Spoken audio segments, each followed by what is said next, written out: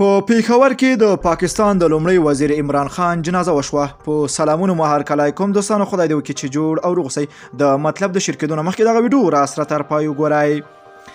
د خیبر پښتونخوا په پیښور کې د خلکو د ګرانی له حده وتلو وروسته د پاکستان لومړي وزیر عمران خان جنازه وکړه چې په لسګونه کسانو پکې ګډون کړی و. د راپورونو په وینا په پاکستان کې له تیرو 2 ورځو راهیسې ټولې رسنۍ د یو سریال په اړه مصروفې دي، ځکه د میری پاس تم هو په نوم یو سریال ورستۍ برخه خپره شوه چې پاکستاني رسنۍ او ټولنیزې رسنۍ د همدغه ډرامې په اړه مصروفې دي. خو بل لوري ته بیا ځینو خلکو د ګرانۍ له امله د دغه هیواد د لومړي وزیر جنازه کړې ده.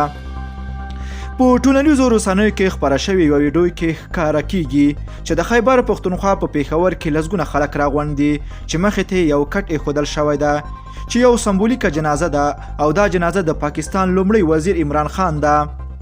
دغه خلک چې راغونډ شوي دي د عمران خان د سمبولیکه جنازه یې له دې امله کړې ده چې په پاکستان کې ګراني تر دې حده پورې رسېدلې ده چې غریب خلک ان وړو د اخیستلو له توانه وتلي دي.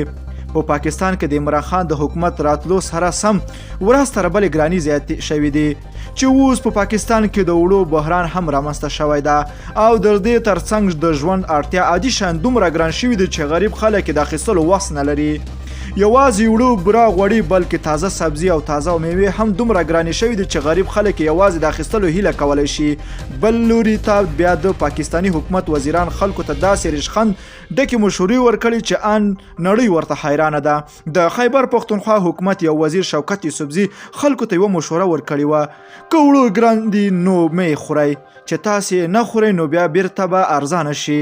همداراز ځینو نورو وزیرانو هم بیا په ټولنیزو رسنیو کې د ګرانۍ یوه مصنوعي ګراني ګڼلې ده او ویلي دي چې هیڅ هم نشته، خو خلک دومره مجبور شوي دي چې نور یې د ژوند توان له لاسه ورکړی ده.